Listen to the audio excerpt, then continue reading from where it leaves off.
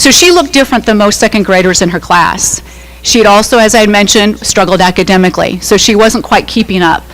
But the first day that we met, as we do with all of our matches, we introduced the two, the big and little, together, and we have kind of a worksheet that they walk through, trying to get to know one another and find out some common interest.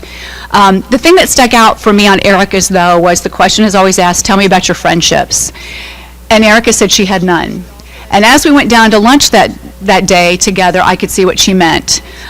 We sat down in the cafeteria of Southwest School, and as we sat down, kids scooted away. Because Erica didn't always come to school the most clean, and she obviously looked different. And I could tell very early on that obviously socialization at school was a very difficult experience for her. She didn't feel like she had any friends, and kids did not interact with her. And I always think, you think back on your childhood and maybe someone that didn't quite fit in or was really struggling and you weren't sure why. And I really kind of compare that with Erica. That's who she was. She wandered the playground alone. No girls ever, called out for her to jump rope with them or to play with them on the playground. I see her 1 hour a week, and that's what I did. I would go every Thursday. I'd pull her out of class. We'd spend some time talking and hanging out, go down to the cafeteria and have lunch together.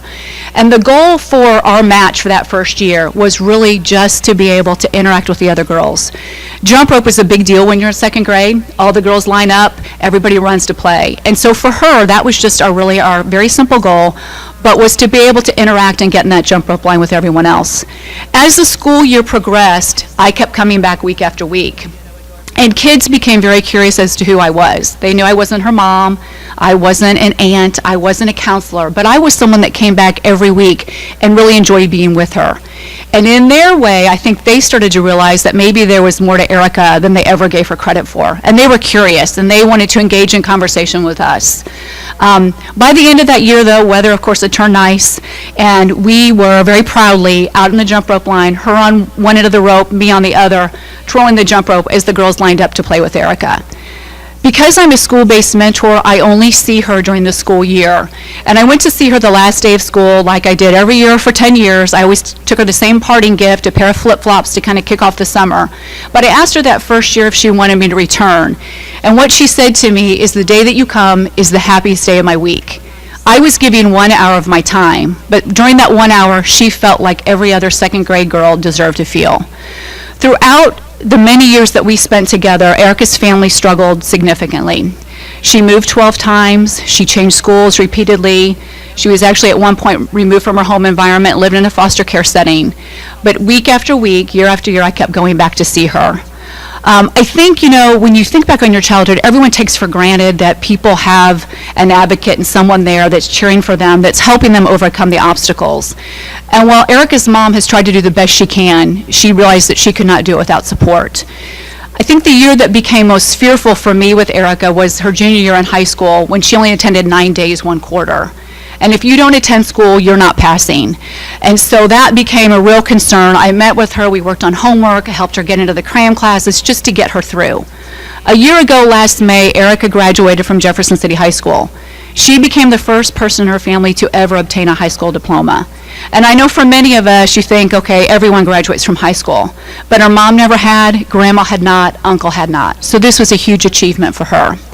And she will tell me the only reason that she graduated from high school is because I kept coming back week after week, year after year, to encourage her, to tell her that she could do it, because it would be far easier just to drop out and not continue on. But I obviously had some dreams and goals for her, and she did for herself. And I think that is what mentoring accomplishes. Right now, Erica is taking some classes at Columbia College. She's not enrolled full-time because she does really struggle academically, but she is trying to achieve. And I feel confident that I had no special skills, obviously. I mean, I was a friend to her. I have 3 children of my own that we're trying to raise, so I felt like school-based mentoring was a perfect fit for me. But I could see over time the response that she gave me when I would go see her, and she knew that somebody was there to advocate and believe in her. That's what our agency does for kids. So many kids just need that positive, consistent force in their life, and by just giving of your time. You don't have to be, the greatest athlete to be a big. You don't have to be extremely intelligent as far as the schoolwork nowadays goes. You just have to be there. And so I would ask that all of you, if you would ever find it within yourselves to give up 1 hour a week. Right now we have 39 children on our waiting list that are hoping that someone will just spend some time with them. And I kind of look at mentoring as, obviously we're investing in the children that we're serving, but we're also bettering this community. Most of the children that we do serve stay here locally. And so the power of having someone there that's just supporting them along the way, obviously we hope they achieve and they succeed in school. We obviously want our kids to stay out of the juvenile justice system or even become an offender, because we know that's the reality for a lot of the children that we do serve. I'm happy to answer any questions you have. The other thing I would just mention is we are a United Way agency. That's something we're very proud of.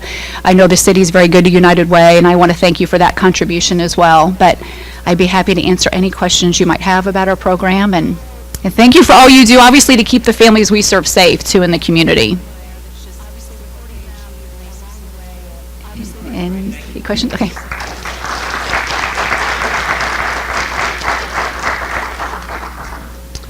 We have some time constraints, so we're going to go ahead and do the departmental updates first. And Carrie, you're up. And then we'll do police.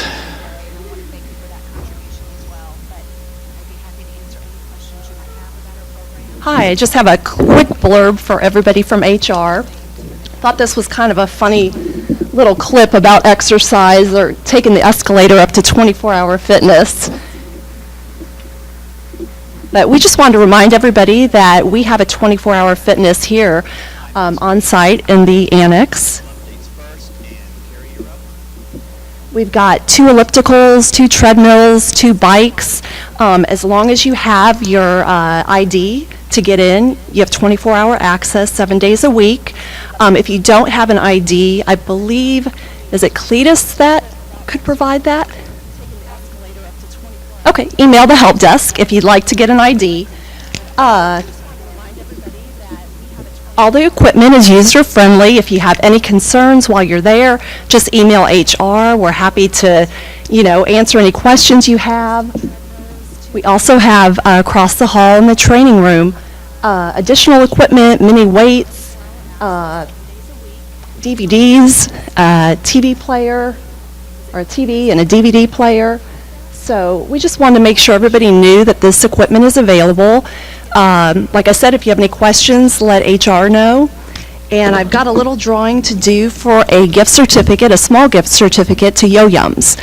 And the first person that can answer the question as to what year we opened the cardio room.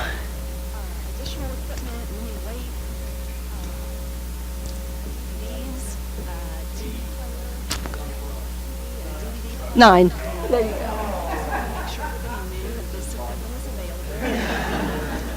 Thank you.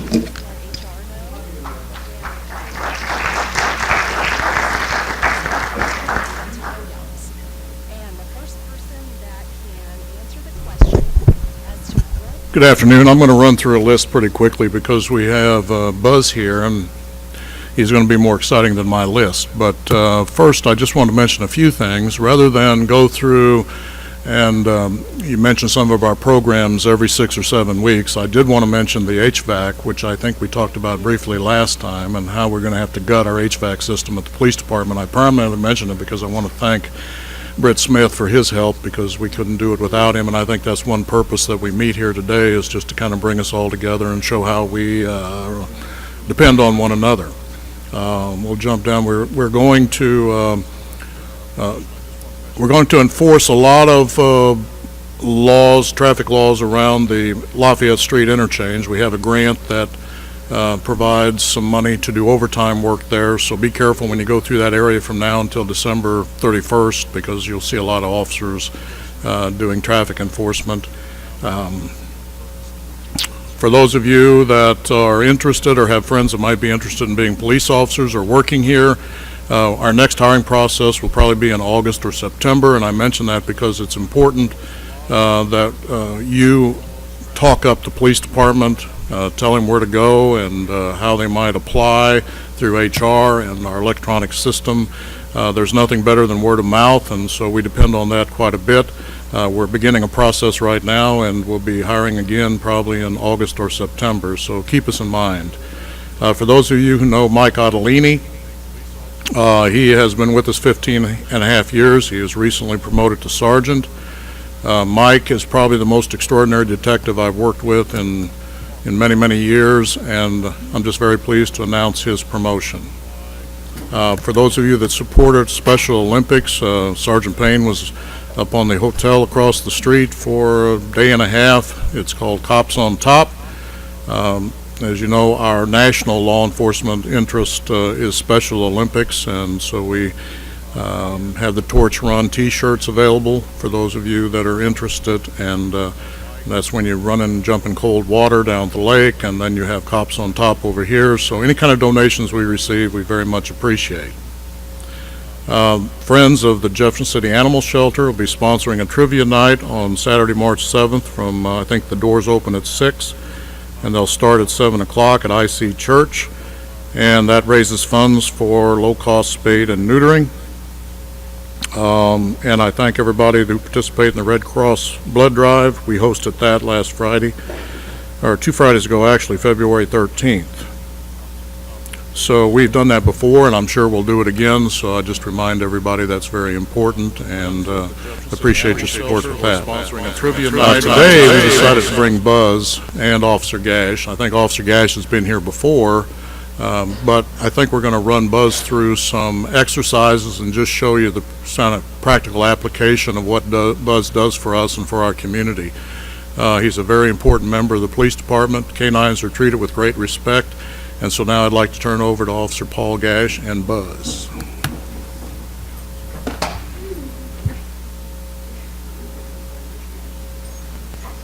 Hi guys, my name is Officer Gash. This is my partner Buzz. Let me just put out a couple of apologies. Number one, he's been sitting in my lap over there, so I'm not normally covered in dog hair, but I've been trying to keep him quiet over there, so I apologize. The other thing I will give you is today I did some hides here today with drugs, but rather than leave actual dope in the city council chambers, I just used cotton balls with odor on them. So I'm not sure how this is going to work. So this may embarrass me. The demo may not go as I planned, but I didn't want to leave dope over here unsecured. So, yeah. All right, so that being said, everybody loves speaking in front of people. Imagine doing it with your 5-year-old on a leash. That's kind of like what this is like. So Buzz is what I like to call a maladjusted. He is a Belgian Malinois German Shepherd mix. I don't know if anybody knows much about Belgian Malinois, but they tend to be a little high-strung. The German Shepherd kind of brings them down, hence the maladjusted. He's going to be 5 years old in July. He's been serving Jeff City for about 3.5 years now. In that time, he's tracked in upwards of probably 35 people, ranging from everything from shoplifting to homicide suspects. I actually had to testify in my first tracking case was a homicide that I had to testify in, which was kind of nerve-wracking, but it went well. That being said, Buzz is qualified to do tracking, narcotics detection, and handler protection, meaning he will alert me to the presence of the odor of narcotics, being marijuana, heroin, methamphetamine, cocaine. He will protect me, believe it or not. I know he looks like a big puppy up here, but he's real well adjusted. If anybody raises a hand or tries to hurt me, he changes. He's got a good off switch, on-off switch, and of course the tracking. He came from Slovakia to a place in Pennsylvania where we picked him up, and then I did an 8-week course with him, which was a live-in course. From that point, during those 8 weeks, he had to learn his name. That's all. He didn't even know his name. He was a wild man. His name when he came over from Slovakia was Tibor. So my son named him Buzz, after Buzz Lightyear. What else can I say? Buzz is our second dog. He replaced Darko. Our last dog had a physical ailment that had to retire him early. I will report to you that Darko is living life fat and happy as a pet with the dog trainer that I went to with him. He's just living in the house, living life happy. In the interest of not going too long, because I tend to get on a tirade about these things, I can talk forever and ever and ever about dog stuff. Is there any questions anybody has about Canine real quick? Yeah. A dog like this, green, from Europe, costs about $7,500 for the dog, and you have to, of course, pay for the training. So they are a fairly expensive tool. I will tell you, last year we seized about $250,000 of methamphetamine, federally, which means that a certain amount of that, and the chief can speak to that, some of that money comes back to the city. We've seized cars. We've found guns from shootings with his nose. He is an article search dog. He's certified through NAPWDA, which is the North American Police Work Dog Association, which is a national organization, and he's also certified through Missouri Police Canine. I carry dual certifications because I think it looks better in court that I can say that he's nationally certified as well as state certified. So he's been invaluable to us. As far as the business end, the biting end, it's actually a very little part of our job. Everybody thinks police dogs are these wild and crazy animals that you put on a leash and just Katie bar the door and let them go bite whoever they need to bite. In his 3.5 years, he's only apprehended 6 people. He's only had to bite 6 people. Most times the bark is more than enough to get somebody to comply. Out of all those bites, only 1 required medical attention. So the dogs are trained to bite and hold. They're not trained to bite and tear arms off or bite. Now, occasionally people get hurt because they fight and they thrash, but for the most part, they're just there to hold them until we can get there and put handcuffs on them. So only 1 of those persons required medical attention. Paul, I think, one thing about the expense, we spent over $20,000 initially to include the training and setting up a run and things of that nature. And then I guess you might mention how often you train or retrain. And I also will say we appreciate the community support because every penny that we expended to get Darko initially and to train Darko and set everything up was raised with community dollars. There were no tax dollars expended to initiate our canine program, which we very much appreciate also. So Yeah, that is very true. And it is so, and then I also want you to mention about the respect that they're held in high esteem, and if they're killed in the line of duty, talk a little bit about how they're treated. I will tell you an interesting post about injured in the line of duty or killed in the line of duty. I can't help it, and I'm sure everybody here has Facebook, and I'm that guy. I have Facebook too. Don't tell my wife I admitted it. I noticed a police dog up in the northeastern part of the United States had to be put down. He had cancer or something to that effect, and it gives me chills just talking about it. All the officers lined the streets to the vet in full dress uniform, just like they would an officer being put down.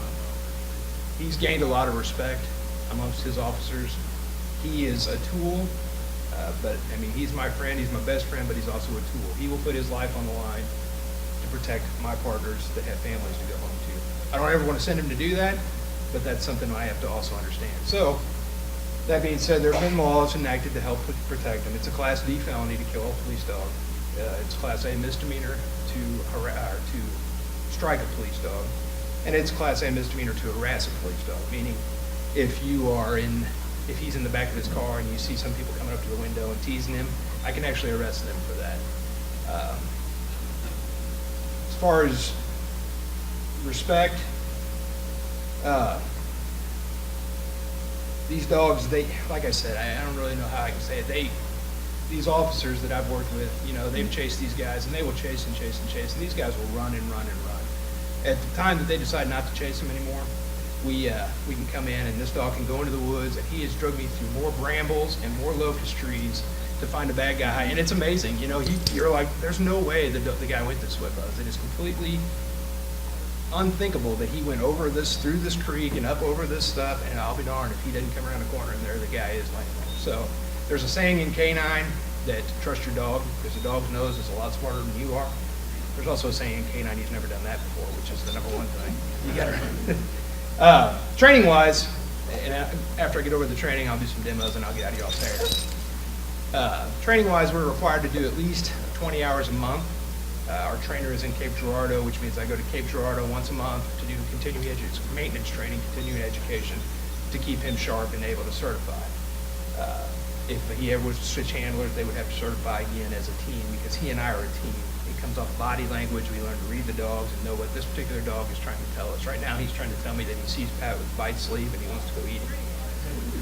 So, that being said, if there's any other questions, anybody? Come on, hit me with some questions. Make me look good in front of the chief. Come on. Come on. Yes, sir. I'm sorry? Well, when we do training, I ride a golf cart out to the field and he runs. He's got another dog at home that he runs with. That is a tough thing because these dogs don't get the exercise they really need. They spend a lot of time in a police car, which his police car, he's happier to sleep in that police car than anywhere else. He will get in that police car and stay in there all day long and just be happier than a lark.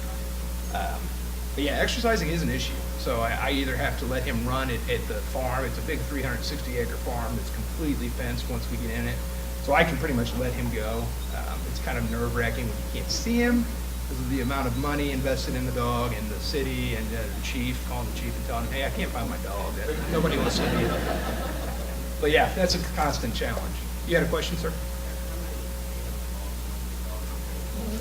In Cole County, there are two. There is me and the sheriff's department. Obviously, I'd like to see more. That's between people that are higher pay grade than me, quite. So, anybody else? Yes, sir. Yeah, and actually, I will not tolerate animal aggression. He has a cat friend. I don't tolerate animals. I have a lot of animals at my house, and it's one thing I work on right out of the gate. We have a cat named Granite and another cat named Miss Kitty at the kennel that are allowed to walk the dog runs to kind of break the dogs of their animal aggression. Some dogs never get over it. Some of them it's just genetic. You're never going to get over it. We have a Shih Tzu and another German Shepherd at our house that he gets along with fine. I'll let him out in the backyard with my kids and play by themselves. Completely trust him. Wouldn't do that with all dogs. This one I do. So, yes, sir. The average that they advertise, or that they say, whoever they is about 5 to 7 years of working life. I tend to think that kind of refers to like LA, Chicago, places where these dogs are getting hammered daily. I mean, hard use. I think we'll get more than that. Boone County just retired their last dog, and he was 10 years old, or he had 10 years of service. So it's just really kind of just dependent on the dog, really. It just kind of varies. Anybody else? Nobody? Okay.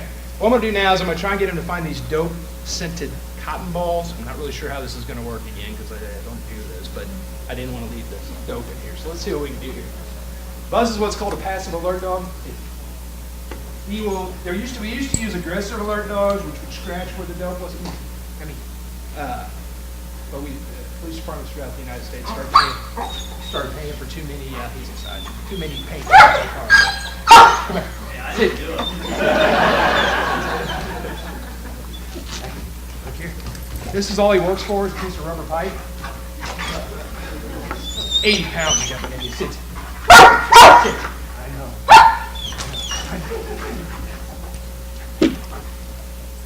Check that. Check that. Not a lot of places that I can find to hide this stuff. Hey, come here. Check here.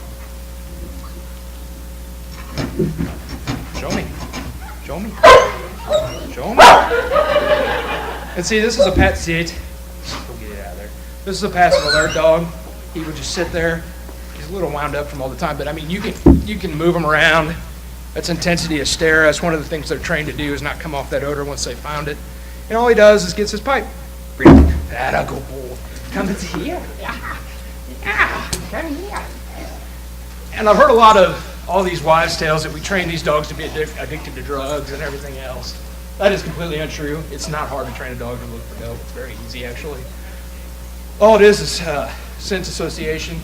We train the dogs that with a toy that smells like that odor. We train. Then the toy is eventually removed from the odor, and the odor is hidden by itself. Then we produce a toy. It's just sense association. The trick to training these dogs is getting them to do it when you want them to do it. Dogs use their nose every day. Come here. Drew, I've got a dope hide over there by you. That's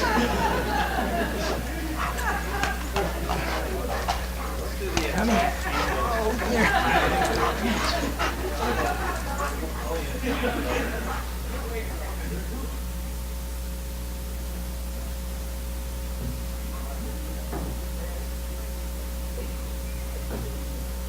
Keeps looking at Drew, doesn't he?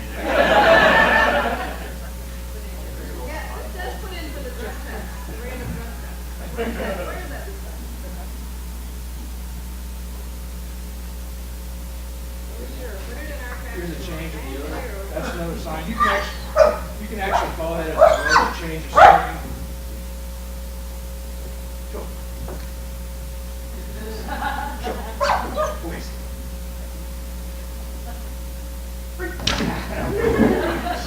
Isn't that cool? Oh, it's like trying to run with a bull on a leash. And he does walk on command, but it's just not good to do when he's doing this stuff. All right, Pat. Let me change his collar here so I can control. Yeah, as long as you're a city employee, I can let you take a bite. I'll move out of the way. All right, like I said, biting is actually a very small part of what we do. Although it's actually a very small part of what we do. Dogs are more of a locating tool. That being said, most times you tell somebody to do something, hey, do this, do that, they say, no, I get it. Yeah, usually that's enough for anybody. That doesn't work. And Pat's probably a little nervous. Last time he tried to get him in the butt when he came off. This is Pat's second time of doing this, so he's a pretty brave fellow. Stand still, stop fighting my dog. Damn right. Don't let him pull you down. Don't worry. Buzz. House. 9 house. House. Good boy. He always tries to get those Let's- cheaters in at the end. And then, one of the neat things, and this is the scary part of doing a demonstration, is this is one of the few weapons in law enforcement that can be sent and recalled, or one of the other things about it, they can't reuse it. You really need to get that. So it's one weapon we carry our belt. So, in theory, I should be able to stop you before my attack. I'm not sure if everything like that, that's great. We'll see what happens. Yeah. That's Oops! 9! Oops! Yeah! Oh, he's coming.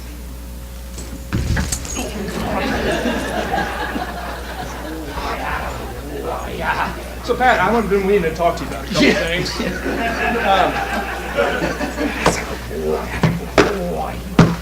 Stand still, stop fighting the dog. Buzz. House! House, sit! Oh, boy. Oh, boy. House. Hoos. That's it. There you go, folks. That's what we do. Anybody got any more questions, or I'll get out of here? I'm going to go ahead and get out of here because I'm getting ready to start sleeping. Thank you, folks. Do you know about the pounds of pressure? Because I've done that before, caught a dog, and I swear, and I don't know how big that rap was, it had been 6 inches, and there were teeth marks. Yeah, they say between 400 and 500 pounds. That sleeve has actually got a triangle in it to keep the pressure off. Yeah, this was years ago. I've seen him break watches Yeah. through that sleeve. I've actually Yeah. seen him go inside of a sleeve that had an opening and put stitches in it. You are not getting away. Yeah, no.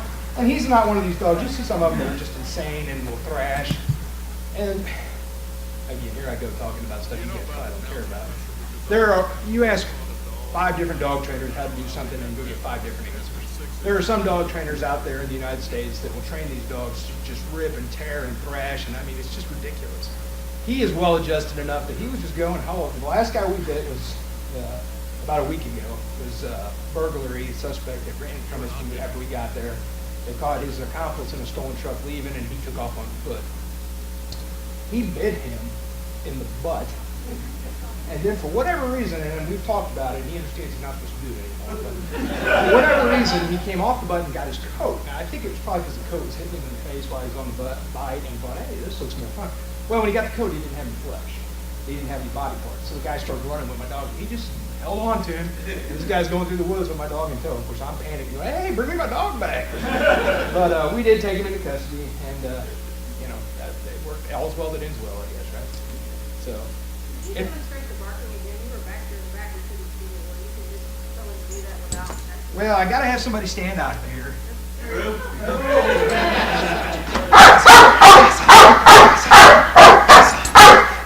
I don't really know who he's barking at right now. I don't think he really knows either. And I'm here to tell you there is a lot of pressure on this line right now. If I wouldn't have good enough hold, he would. Now he should, in theory, come off that. Outs, foos, foos. Hey, foos. So yeah, they work great. They're a great deterrent, and like I said, most times we hope we don't have to bite because it's a lot of paperwork I got to do. I just assume them give up when they bark. Anybody else? Yeah, can we requisition one for court? Absolutely. Absolutely. Call me anytime. All right, folks. Thank you. Have a great day.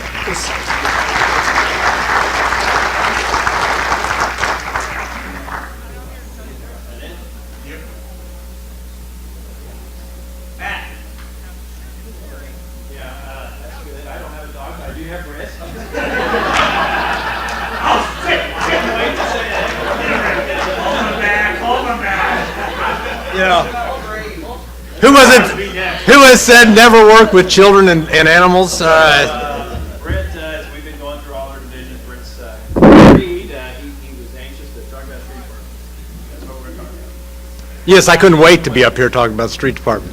All right. Following the next group, little statistics about street department. We maintain 251 miles of street, 21 bridges, 37 signalized intersections, approximately 5,000 traffic signs. I wish I really knew how many we have, but it's got to be at least 5,000.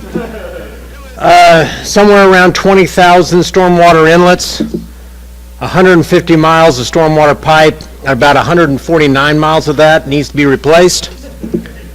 And all this work is done with approximately 22 people within our division. That said, routine responsibilities of the street department.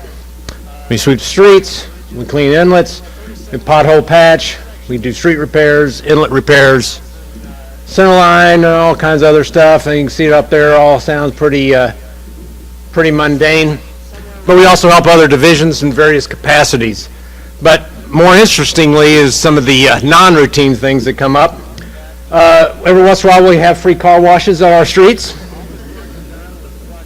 And sometimes it's free fertilizer placed on trails when somebody decides to ride a horse across the Missouri River Bridge. That said, I'm free and open to ask questions because I am much shorter and not nearly as entertaining as a police dog.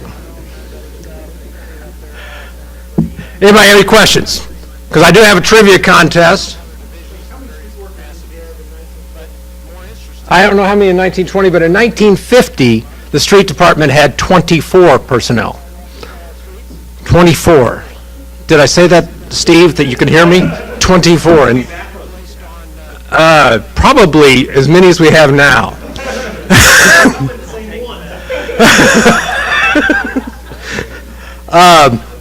Trivia question. All right, because I want to steal Drew's thunder, and I brought this nice healthy snack of an apple. Mainly because Jeremy doesn't work anymore and I couldn't steal candy from his desk. What is the largest line item within the street department budget, not counting personnel? Not counting personnel, largest line item. Fuel's not within the street department budget, so I'm not going to count that, but it wouldn't be as high as the one I'm thinking of. Anybody? What we had? Salt? No. What? Overtime, no. Overlies, not within the street department budget. It's actually done through the capital improvements, but it's $1.2 million, which is certainly higher than what I was talking about. What? Street lighting, $621,000 a year goes to light the streets. $621,000 a year and goes up every time Ameren thinks about it. And since, who had that? David Bangy? But I'm going to give it to you. All right, thank you.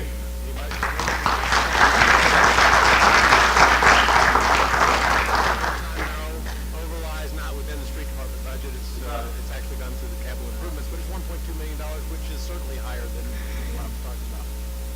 What? Street lighting, $621,000. Hello, everyone. I'm Janice McMillan, Director of Planning and Protective Services. Just want to let you all know that the Cultural Arts Commission has been active, and they're planning a charrette on March 3rd to plan a splash park.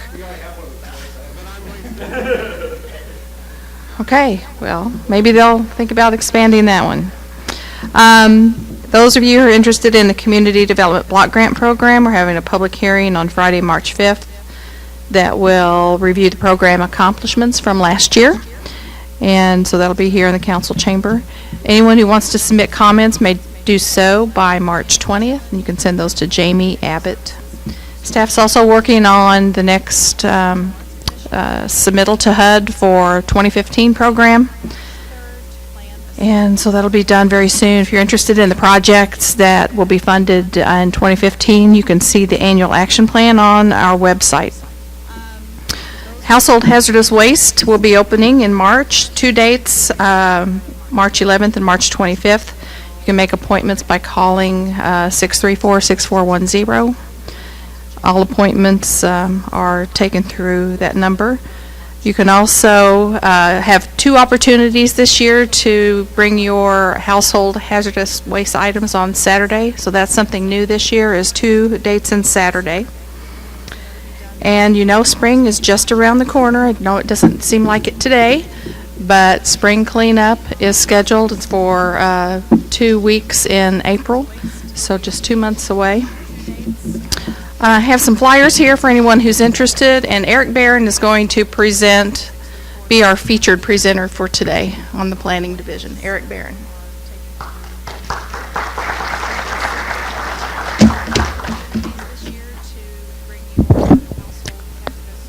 See, Jeff, I think I have a PowerPoint.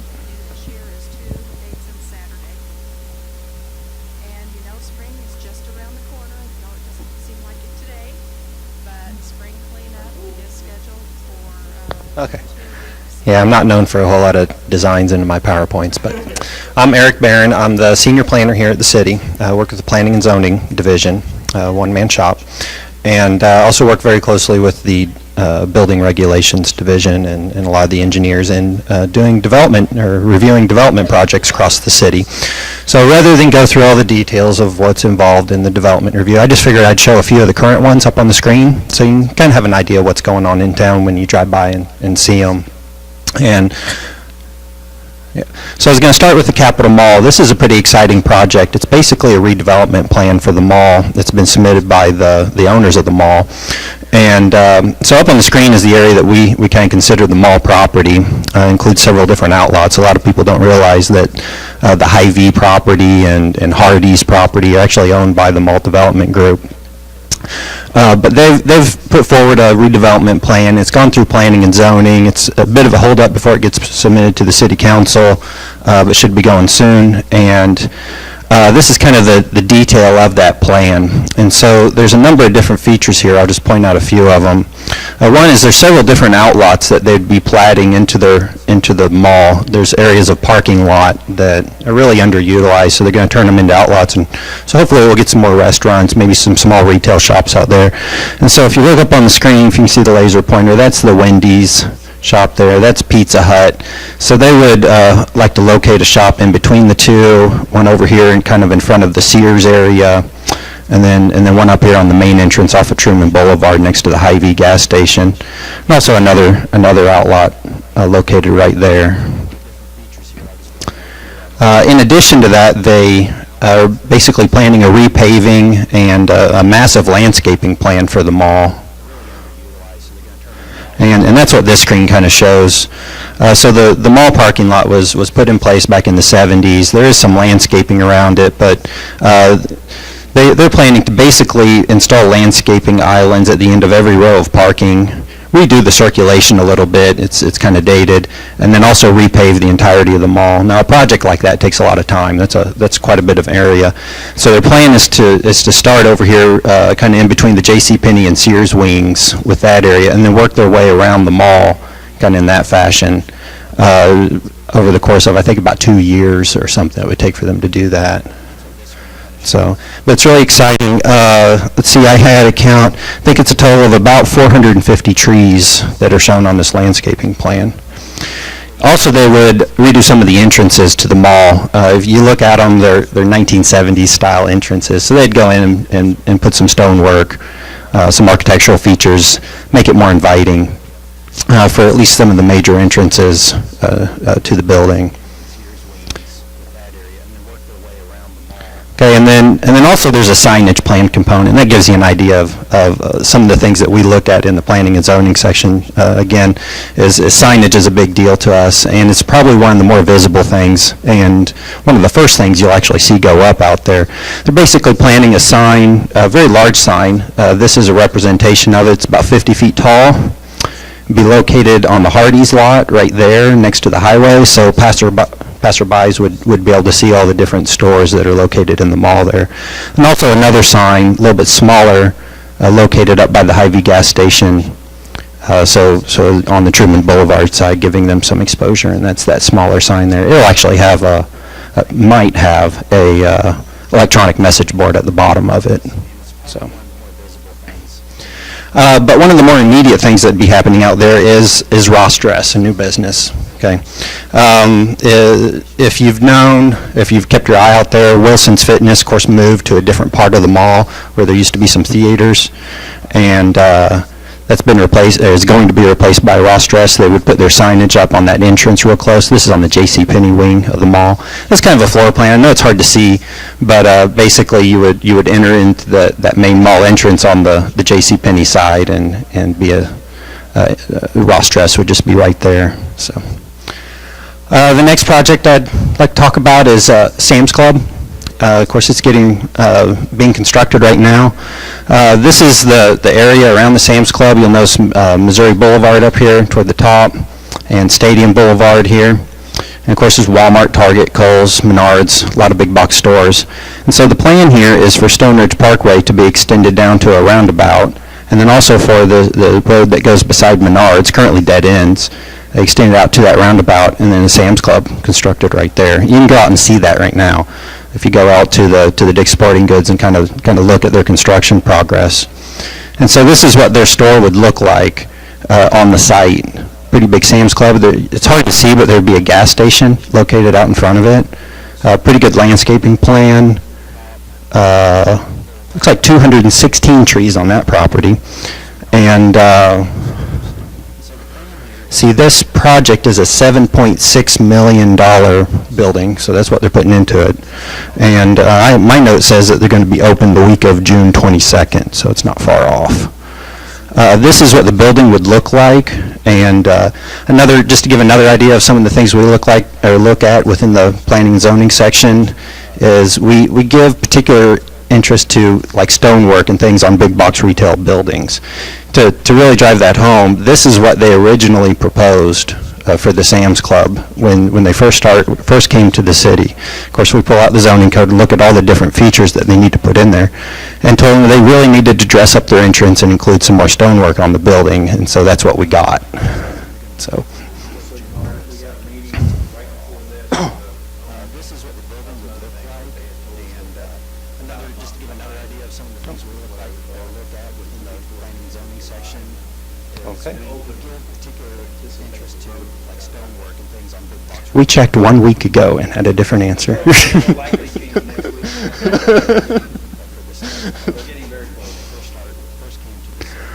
Okay. The next one I talk about is Capital Region Medical Center. I had a hard time coming up with a good drawing showing where that is on the property. I'll skip that and go to this one.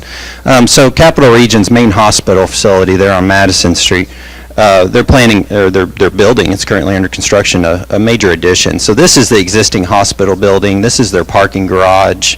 If you park your car up there, you've got a great view of the Capitol from that spot. But this is what's under construction. So it'll be a 4-story addition to their hospital. We call it a medical office building with a parking garage out in front. Of those 4 stories, the bottom floor, if you look close enough, would actually be a parking garage. I believe it's being constructed in a manner that they could turn that into hospital space in the future, but for right now they'd use it as a parking garage. $27 million project, 183,000 square feet. I think they're hoping to open in July. Realize that picture's not very good, but it gives an idea of what it would look like. They've put a lot of work into making it attractive. The entrance would be off of Madison Street there, straight to it. Pretty good looking building. Okay, the next one's some smaller projects. Yes, it is true, Jack in the Box pulled a permit to go to Fazoli's. Okay, now what they pulled was a interior demolition permit. So they've got a lot of work to do between now and when they actually open. As Larry Burkhart knows, our building official, they haven't submitted any type of actual building plans yet. But assuming they get all that in order, the word that we've been told is they want to open by June 1st. So hopefully that's true. We'll see. But okay, the next one I'll talk about is Super Gerbs. So this is the Gerbs out on the east end off of Eastland Drive, Chateau Woods. Now, they have a project out there. It's a pretty big remodel plan. I think they've maybe broken it up into pieces. So I'm not entirely sure if they'll accomplish their entire plan. But one part of it is putting in a walk-up pharmacy window. And so this is one of the reasons I kind of want to show you. It's kind of an odd thing. A walk-up pharmacy window on the front of their building. So you can go in here and you can get your liquor. You can go in here and get your groceries. I don't quite understand it. I think you park and then you walk up and you get your medicine. You go back to your car, you drop it off, and then you go in and get some groceries. Or so, I don't know. But they couldn't figure out a way to put a drive-through pharmacy lane on the site. And so the next thing we'll talk about is Harbor Freight. Yes, they should be opening here pretty soon. I don't think we have an actual date on that, do we? No. $310,000 renovation. This is a piece of property just right across the street from Walgreens on Missouri Boulevard. They have maxed out their signage allowance on the front of this building. It's going to be a massive sign. You won't be able to miss it. Also put a sign on each side of the building too. But pretty exciting. Cheap tools. I've never actually been in one, so I'm kind of anxious to go. Let's see, and the next one, a little bit closer to the downtown. I thought about talking about a couple of different projects within the downtown, but I knew I'm probably pushing my time limit anyway. But the old Ameren UE power plant that was transferred to the city and then transferred to a private developer for the purpose of being redeveloped. So they're in the process of redeveloping this property. It's 400 West Main Street, just down the hill from the Capitol building there on Main Street. Their plan was to divide it up into about 4 different units. One of them would be a Red Wheel bike shop located on the main floor, and about half the building. The other half is probably some sort of event center, and then an office area on the upstairs of this area over here. Kind of hard to go into too much detail, but the good news is there is a Red Wheel bike shop has moved out there. See, my notes say that this is a $1 million redevelopment project, so some money in the downtown area. And Red Wheel's open right now, so I have not been out there yet. But other than that, any questions?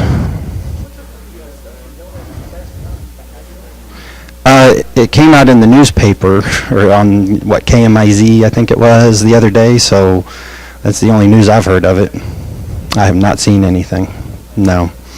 But I think the news article on it said something that it would take place in like 2016 or 2017, so quite some time away. So no, I haven't seen or heard anything of it. Yes, we get lots of rumors. So, okay, well, thank you.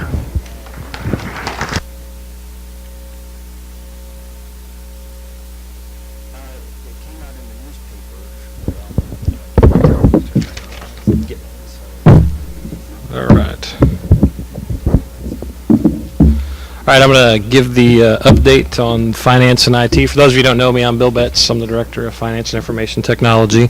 Just a couple of things. We're about to start the budget process again. Most of you are saying, well, didn't we just finish that? Those of you who've helped out along the way, but we're starting to get ahead of things this year. Last year we applied for the award to receive the Distinguished Award for Budgets from GFOA. We just turned that in January, so they have quite a while to get back to us on that, but we're going to get ahead of the schedule this year, so we're going to start asking for some things from departments related to performance measures and different things like that. Kind of briefed the department directors on that the other day, so we do appreciate all of the help that you've given us. As well, we are finishing up the audit. The auditors have been here. And wanted to say thank you to all of you who participated in that and spoke with the auditors. Many of the departments, we got Joe, who is the lady who leads the audit team, came by my office on the last day that they were here and said, This was probably one of the best audits she'd ever done for the city, if not the best audit. A lot of credit obviously goes to Kara and Sheila and folks in finance who kind of do that, but she mentioned a lot of the departments, and I won't mention folks by name, but a lot of the departments, you guys have things that are required to help that, and so we really do appreciate that. We appreciate you following the guidelines and procedures that we've set forth. Helps us get through the process there well, so thank you for that. Another thing related to finances, no one ever wants to get up here and speak besides me, but they recommended that we talk about other things that we do just besides, counting numbers and telling people no when it comes to purchasing things and things like that, that there are other things that we do in finance besides that. One of the things that we're going to talk about today, just real briefly, is we do the utility billing for the city, and we have 3 ladies who work in the finance department, and they're members of the finance team. And they handle about 20,000 utility billing customers. So there's only somewhere in the neighborhood of 10 to 12,000 households in Jefferson City, but utility billing, for those of you who don't know, goes outside of the city as well. So we have about 20,000 customers, so we get quite a bit of walk-up traffic and quite a bit of phone calls. But those ladies, the 2 ladies that you see at the window, Shelley McDowell is one of them. Shelley's sitting over there. Kim Jones is probably out there working at the window right now, and then Barb Touche is the supervisor for those ladies right there. So they do quite a bit of work, and so besides just counting numbers and cutting checks and those kind of things, we do also take care of 20,000 customers here in our community. On the IT side of things, a couple of things I wanted to mention is some things that we've realized this year that came about with W-2s is that a lot of our part-time folks, so I'm telling all of you as full-time folks who have part-time folks that work with you, don't get on to employee self-serve and ever use it. So they come in, they leave the city, and then they want extra copies of their W-2s, and so they're calling us saying, hey, where is that? So I'd recommend, as you guys go through the process and as you hire folks and you have part-time folks, encourage them to use the employee self-serve system there. They'll always have access to it once they sign up. So as do all of you. If you're unfamiliar with how to use employee self-serve, you can contact the HR department. You can contact the IT help desk. We'll be happy to show you. But there's a lot of not a lot. There's your paycheck stubs are there. Your W-2 forms from previous years are there. So it's good information. Encourage you to use it. Encourage some of the part-time folks that work with you also to use that. Along those lines of the help desk, and you've heard that earlier, I believe somebody said, Cleta said, email the help desk or whatnot. We do have reviews at the end of the help desk, and we've been getting quite a few, and we appreciate that from you whenever we do work for you. We'd encourage you to continue to fill out those reviews and give us feedback. We do look at those reviews on a weekly basis, and we look at the comments and things like that just to make sure if we're doing a good job and if we're meeting the needs of you, our customers. So we appreciate that and hope that you continue to fill those out for us. The 2 other things I want to mention on IT related thing is one we've been, you guys have seen probably a number of times where we've had drives get shut down due to viruses, and people are probably like, don't we have virus software? Don't we have malware? So we have all of those kind of things in place, but there are very smart people who send information either through email or they hack some website. I'm not going to mention websites because people get mad when we do that. They'll hack some website, and it won't be the website's fault, but maybe they have the flashing banners or something on the side, and somehow we get things infected. Same way with thumb drives. You might bring a thumb drive from home and plug it into our computer, and next thing you know, it's infected our system. We're able, because we back up a lot of the systems, to recover, I don't think we've had any data loss when we've had that happen. So we're pretty well able to recover all that, but it does kind of slow us down and do those things. So we'd like to ask you guys to be very conscientious. If you get an email and you're like, I don't know this person, I don't know who they are, a lot of times people like to forward those emails to us or to other people. Don't do that. Just delete the email. You can call the help desk, say, hey, getting an email from so-and-so. Just wanted to let you know, but don't forward it to us because we might be silly and click on something, and next thing you know, we've infected the system or whatnot. So encourage you to delete those kind of emails and get rid of those. The only other thing, and the question I normally get asked here is, when is the new website coming out? I don't have an answer for you. A lot of the new website stuff is going to be at the mercy of you. There's folks in each of the departments that are content editors. So You guys know the information. We're kind of working our way through that. So I encourage you, if you are a content editor and you've come to some of the training and you've been shown how to do those things, to continue to work on that, push forward to get that type of work done. So we would love to see the new website come out in April, but we're not going to make a guarantee that that's when it's going to happen. There's, we're also looking at showing it to the council, and we have like a little citizens committee that we're probably going to show it to ask some questions on as well, to get some feedback from them. So, but I would encourage you as the content editors to make sure you're putting forth information. So happy to answer any questions, finance or IT, either one, or no questions at all. Let Drew come up here and read a poem or something. Any questions at all? All right, thank you.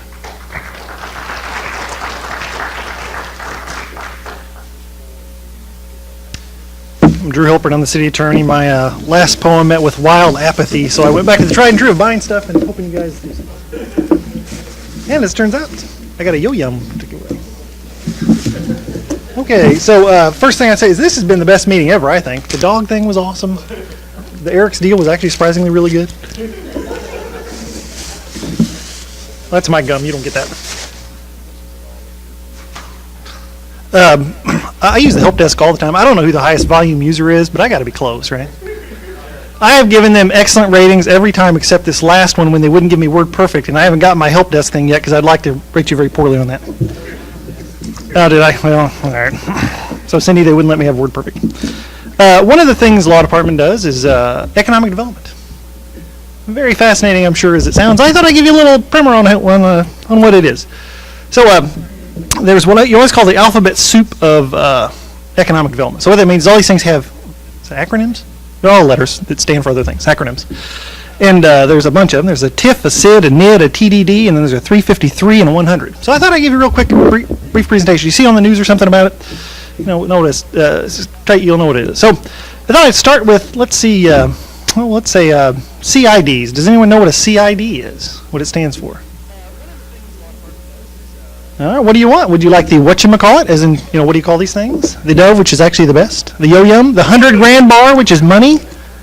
Payday, or my personal favorite, the Skittles. Payday, good choice, you've been paid. Oh, a rag arm here. Okay, that's my, I was going to say that's my homage to Jeremy. So anyway, no kidding. So a CID is real simple. It is designed to allow the financing of improvements. And what kind of improvements, you ask? I'm sure you were going to ask that. Well, thanks, Mr. May. An excellent question. Things such as shopping mall improvements are listed as a use for CID money. Streets, parks. There's a wide variety of stuff you can use for a CID. What is a CID, you may ask? It's just a sales tax. So it's like a 1% sales tax on all your improvements. So every time you shop at the mall, for example, they charge you some extra dollars, and then those dollars go to the CID board, and they get to spend it on CID approved stuff. So that's actually a very easy one to understand. So next, unless you have any questions on CIDs, I'll move on.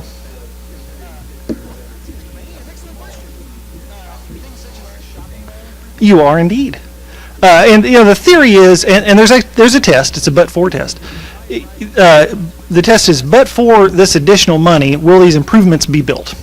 So the developer has to prove that, hey, listen, it's not profitable enough in the current market for us to make these improvements.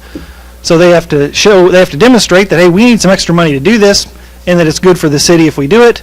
And so then this payment comes in, and that can last 40 years. 40 years you may be paying at the mall, but again, at 1%. Hardly anyone notices. Let's do TDDs. Anyone know what a TDD stands for? Oh, whatchamacallit? Dove, 100 grand, Skittles, or Yo-Yums?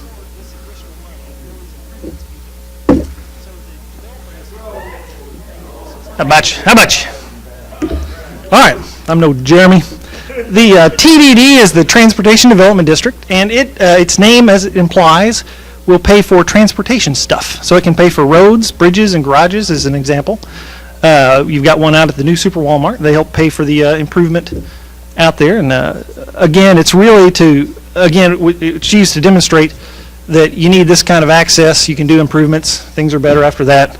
And it, too, is a tax. So you need to do it in increments, but I think it's a 1 cent tax out there, too. So, yes, it is. Janice confirms. NID. I guess I'll give that to him.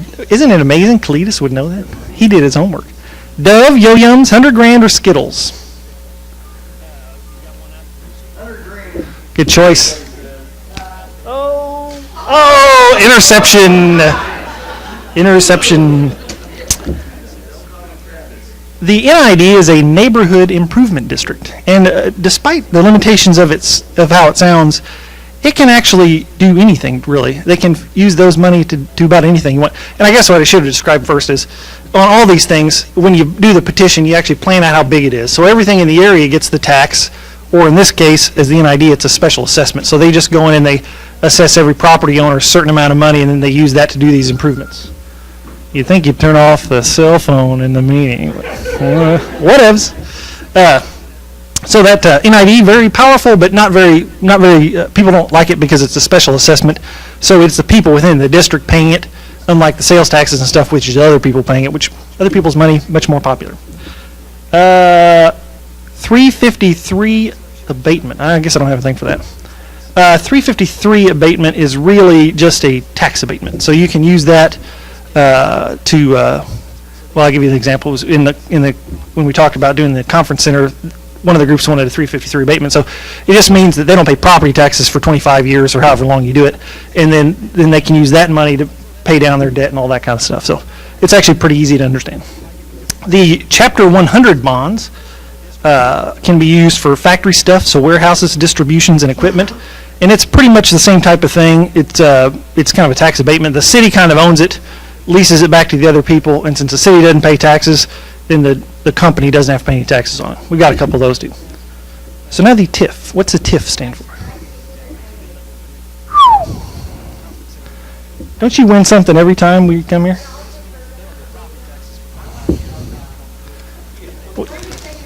Skittles or Dove? Beth? All right, since I had that enough.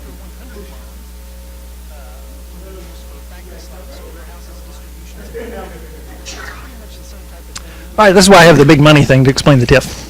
So in the TIF, you figure out what the area is. So we'll use an example of the mall, which is our most recent TIF and the one that functions the best. So what we do is we look at how much the mall is bringing in, big dollars, right? Big dollars. And we set that as the baseline. So we say, if next year they make the same amount of dollars, then there's nothing to give the developer to help pay for their developments. So we go back the next year and we say, oh, they made the same amount of money plus $2 other, whatever these represent. I got 50s, whatevs. So, since this is increased money, and we can demonstrate, well, at least theoretically demonstrate, that because of the improvements, the mall's making more money, then we give the developer half of our new money to pay for their developments, and the city keeps half. So it kind of benefits everybody. There's no new taxes at a TIF. There's really no harm to the city because we're getting the same amount of money in taxes we were getting before, plus we're getting some extra. And then the developer then can pay for their improvements out there with some of their extra money. So it's really a gamble on the part of the developer that their improvements will actually increase traffic out there and bring in more sales tax. If it doesn't bring any extra money, they don't get any money to pay for their improvements. I think Roger's actually sleeping. Yeah. So that's kind of a TIF can pay for a lot of stuff too. The Southside TIF actually just did public improvements. So that's down on Dunklin Street. They did just sidewalks and stuff on the right of way. The restaurant did some restaurant improvements, Donahue's, and then the Capitol Mall did a mix of. Well, actually, no, that's all private improvements.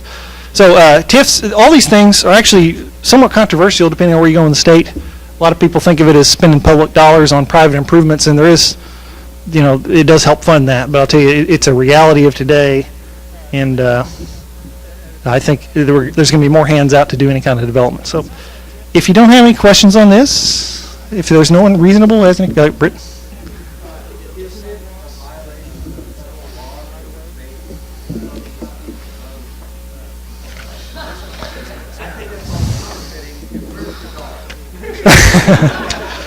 That was awesome once again. Since I have one extra, I will be how old on Saturday? 41. No, somebody said over here first. No, you already got some. Who else said it? Oh, man, I missed Brenda. Hey, you may all buy me presents and bring them to me if you like. I also take gift cards to restaurants and things. So, Parks, you guys doing something or not? All right, well, Parks is up then.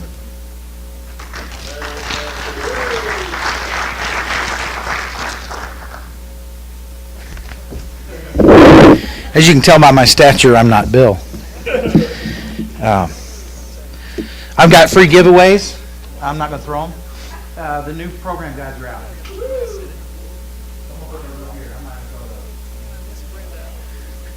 Do what? No. There might be something. I don't know. Somebody might have dropped some chocolate pieces in the pages, but I don't have a cool dog or PowerPoint or anything, so I'm just going to have to read. We got recreation in the name. Yes. Just a couple of improvements that we've done around the parks here lately. If you haven't been to the ice arena in quite a while, or if you've never, oh, I'm sorry, I'm Andy Carroll. I'm the park and landscape planner. The varsity team is at conference right now, so you get me. Yeah, they're down at conference getting their continuing education credits so they can make life better for you in the parks. So, yeah. I basically do construction projects. All right, so the construction projects are my babies. So the ice arena, back to the ice arena. If you have not been there, you need to go. We just finished a nice interior renovation. It is no longer a cave or a dungeon. It is an ice arena, so it really looks nice. Go check that out. If you haven't been, at the end of March we have the ice show. That's coming up. 3 days of ice bliss. So you need to go out and check that out. That is March 27th, 28th, and 29th. So I'm going to check that out this year. So I've never seen it myself. So try that. Most of our crews are gearing up for spring sports, baseball, softball, tennis, golf. High school's getting ready to start, so we are fertilizing and putting down herbicide for our fields. I know that's a lot of fun, but that's what we're doing. We don't really have an off season, so winter is still busy for us. We're renovating quite a few of our outbuildings out at Bender. That's Bender. It's not Binder, it's Bender. But we're renovating some of our century-old barns, getting those usable again. So that's something I think is exciting. Maybe you don't. We're kind of keeping the structural integrity of the inside of those buildings, maintaining their history, I guess, if you will. So it's kind of a fun project for me. Here's a real interesting project. We're getting ready to start sewer out at the tackle shop at Bender. That's going to be a pretty long, drawn-out process. We're going to connect the tackle shop over to one of the neighborhoods, so that'll be loads of fun for us. You will see a new fence around the Horseshoe Complex. They're actually getting ready to start their season. This new fence is to keep them so that they can have their sponsored tournaments. I spoke to one of the members about 3 days ago, and they are trying to get a national tournament to Jeff City. If they succeed in getting that national tournament, they will get the national champion.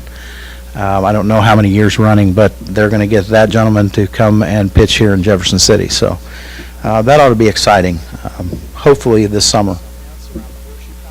The new disc golf course is open and ready. We're still making improvements to tee boxes, but that is also at Bender. You can go out there and play. If you've never played disc golf, it really is an inexpensive sport.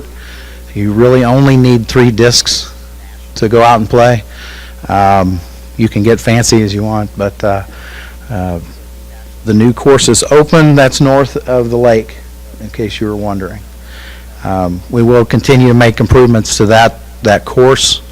That is also another group that is trying to draw a national tournament. So there's quite a few fairly advanced groups that are trying to get national tournaments to our area. So hopefully that'll come about.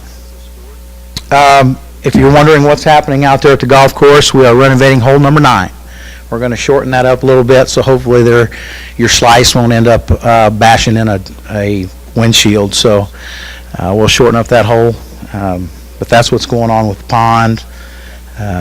We've enlarged the pond, and we're going to shorten that hole. Many of you may know there's been a bridge that we took ownership of from the state several years ago. We're going to use that bridge. Hopefully in April, we will have that placed over at the West Edgewood recreation area to connect the parking lot to the mountain bike trails. So we are hopefully going to move that somewhere later part of March and then get decking on that bridge and reuse that. So that, adult kickball and softball, guys, is about ready to end its registration. So if you don't have your teams lined up, you need to do that. Okay, so the registration is about over. So let's get those going. Yeah, it's that time of year. So, but that's about all I have. Thanks.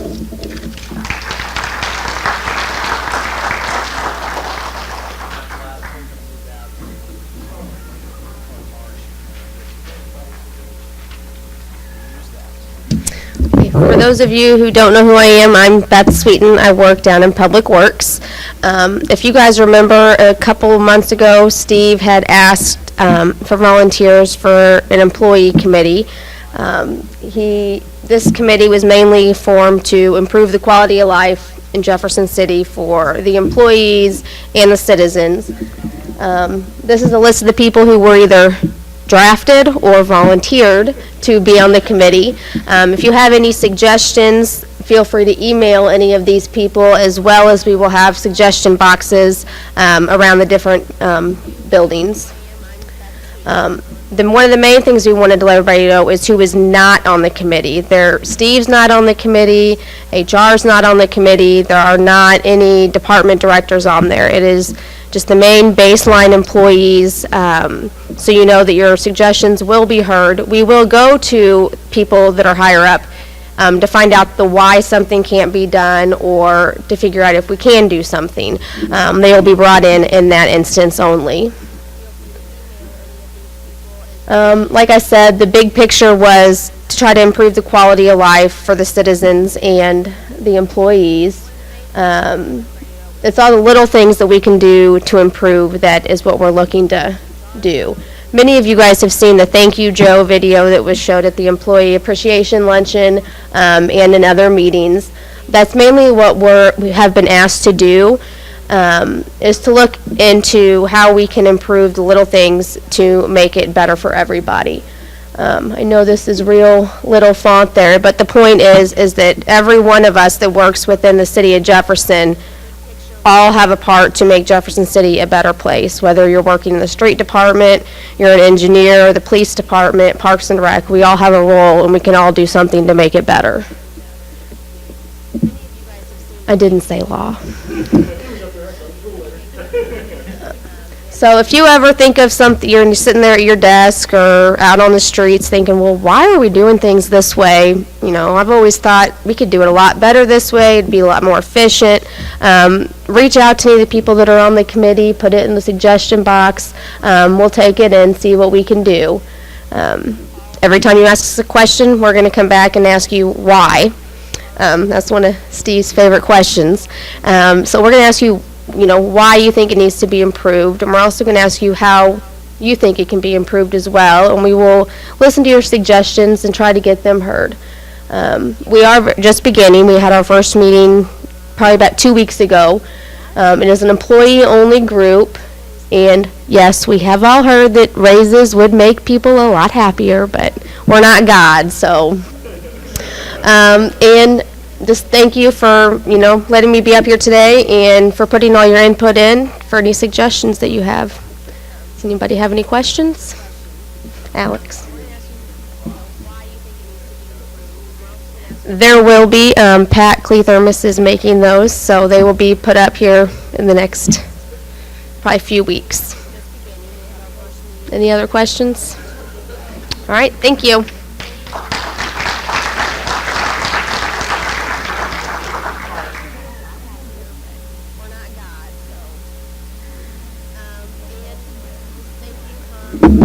I am Lonnie Brandt, one of the shift chiefs with the Jefferson City Fire Department, which means that I'm not Jason Turner, and that's our gift to you this afternoon from the fire department, of me not being Jason Turner. I want to talk to you about a program that we have gotten into, and before I do that, I want to very quickly relate a story that why this is so important to me and why I've been involved in trying to work towards this, quite honestly, for about 25 years. It'll be 25 years comes this May. We had a structure fire out on the 800 block of East High Street. I was inside upstairs. I was, I think I was a driver at the time. It was a story-and-a-half building, center stairwell, 2 big rooms upstairs. I was in one side. We probably thought we had it 90+% out and done. Everything was good.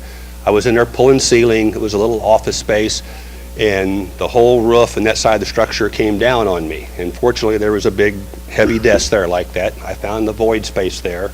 I went down in it and got trapped and pinned in that. And a lot of things go through your mind very quickly whenever that happens. And so I thought about, I was in there working by myself. We operated a whole lot different back then than we do now. I was by myself. I didn't have a portable radio. For the most part, nobody knew I was in there working. I'd been on air from our air pack, didn't know how much I had left in it. Back then we had one little bitty gauge about that big that wasn't lit that sat down here on your regulator. I couldn't maneuver myself to get to it, and the immediate thought was, who's going to find me? When am I going to survive this? Now I was pretty sure the fire was 90+% out and I wasn't any big problem from that, but I couldn't extricate myself from the situation that I was in. Got an arm out from underneath the desk, did some waving. Of course, the people heard the noise. Guys came, uncovered me, got me out, survived and fine. Then about 5 years ago, if you remember, we had a fire up at where West Main and West High come together early one morning. I was the incident commander on that shift, which is the position I'm in now, and we had 2 of our guys inside, and that building just literally out of nowhere, half of that building just collapsed. I mean, with absolutely no warning whatsoever. I truly believe that I'm not overstating, but we had 2 guys that were literally either 10 seconds or 10 feet from dying in that collapse. They had entered a room, didn't find the fire. There was apartments upstairs. They came back to kind of the center hallway landing, was going to go in the other apartment. That's whenever it collapsed. If they'd have probably been in that room for 10 seconds longer or been 10, 12 feet deeper into that room, when that whole side of the building went down, they'd have gone down with it. So through both of those are my stories that why over a long period of time I've really been interested in what we're doing here. The Jefferson City Fire Department has been selected of one of 10 departments across the entire country to work with Scott Manufacturing. They're the ones that do our air packs and safety equipment like that. They're a national company and probably provide as much, if not more, safety equipment, especially with breathing apparatus, than any manufacturer in the country. We're one of those 10 working on a project with them, doing some baiting testing with a program that they call Imperium, which is a personnel accountability system. And why it's so important to me was, as I said, whenever that happened to me, I didn't know that anybody knew I was in there. We didn't operate the way we do now. 5 years ago, again, we had a little bit more in that area, but we didn't really completely have it covered. So I was the incident commander. I knew we had people inside. I knew who they should have been. I knew where they probably should have been, but I didn't have any real, I'm going to use the word definitive way to know that. The product that Scott is working with, and let's say we're doing baiting testing for them now, is just at an accountability system that's computerized with the air packs that we wear. There were the air packs and a laptop that, where's Bill at, says he's graciously going to give us the world's greatest touchscreen laptop, I hope. That where we can have these nonverbal but instant communications between the incident commander or the command post and those firefighters that are in a structure. So what each individual will get, and we've been working on this for a number of months, we put together training programs, we have train a number of our people. Everybody will get an RFID card that will be individual to them. Every morning, our firefighters will log into the air pack that they wear. They will also log into a piece of electronic communication that Scott has called a queue that will be mounted in each fire truck. And that will have personal information about that individual by their actual name, position, rank, training, all kinds of stuff like that immediately available to us. But from the accountability end, what's great about it is whenever that fire truck, when we have a working fire, set up the command post, we use the laptop, and whenever that fire truck comes into range of that fire truck, those individuals, that truck will automatically log into that computer and that software. When the individual turns on their air pack and goes on air, it will log in that person a second time like that. So we will know the names of individuals on a screen by their name, how long they've been on air, how much air is in their air pack, all those type of things.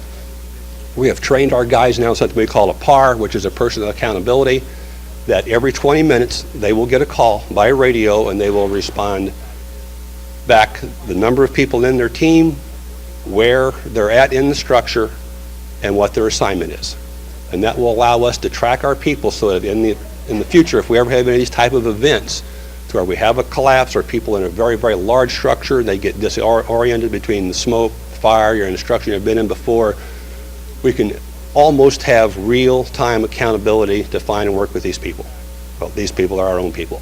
Something I'm so happy that we're doing. I think it's a great safety and advancement. The great thing about, I think, for Jeff City is how did we get selected as one of 10 departments across the country to be involved in something like this? I think it goes back to Chief Rennick, Chief Turner, and on to Chief Schofield, that we bought equipment with Scott. They were developing this program. We told them we wanted in from the word go, and they have done that, allowed that to us. So we're going to have some training March 23, 24, and 25. Scott will have some representatives here to watch our training and work with us on that. The second night of that, those people are coming out of Charlotte, North Carolina. Their Midwest representative will be here out of Kansas. We've been told that there's been interest expressed that we might have some departments from Lawrence, Kansas, the Kansas City area, Columbia, Boone County, and Mid-County down in St. Louis. And we had a meeting just this last Friday with one of the Scott representatives from Charlotte here in town, and we spent about 3 hours of going over this. I said this is a product that they still have in development and isn't for sale yet out there, but it eventually will be, and it will be the standard at some time for accountability in the fire service. And you know, I'm very happy that we're really on the leading edge of this, and he had told us that we, believe it or not, we were further ahead than any of the other 9 departments really working on this and doing this.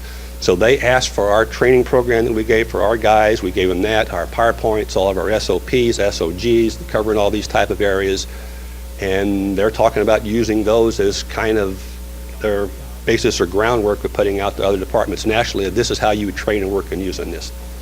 So we're really on the cutting edge, I think, of something that I think is very important and shows and proves that when you have dedicated employees and a good workforce that really wants to achieve something in what their chosen profession is, as you guys do also, that even a small place here like Jeff City, that we really can be something and amount to something. So I'm hoping that they develop their product, it turns out to be what we hope and think it will be, and it really improves the safety of firefighters all the way across the country. So that's where the Jeff City Fire Department is at. That's our biggest thing going right now. Very quickly, one thing that might interest you is all the wellness and fitness that's going on. We've had kind of programs like that in the department for a number of years, and we probably never really took it quite as far as we should have.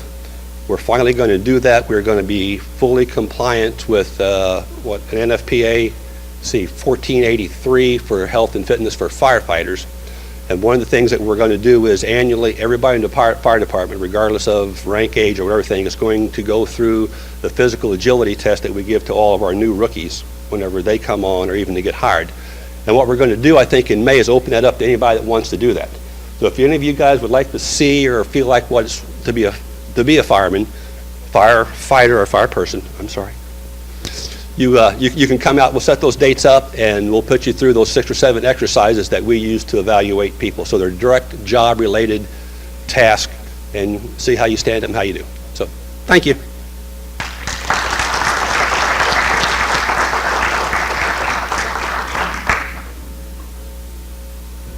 All right. Mostly what I've been working on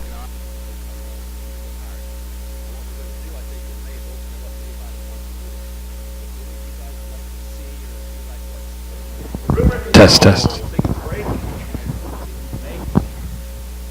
Questions? Observations? Boy, must be getting close to 3:30, yeah. That's it?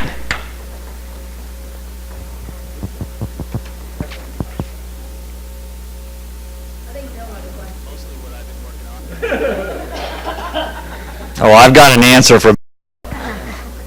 All right, thanks. What? Oh!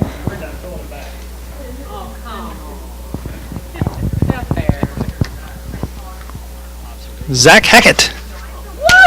Way to go,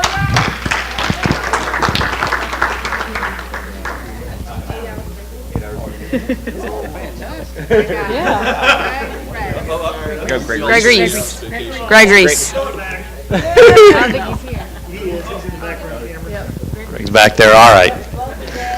Okay, no questions, no thoughts? All right, thanks. Need to see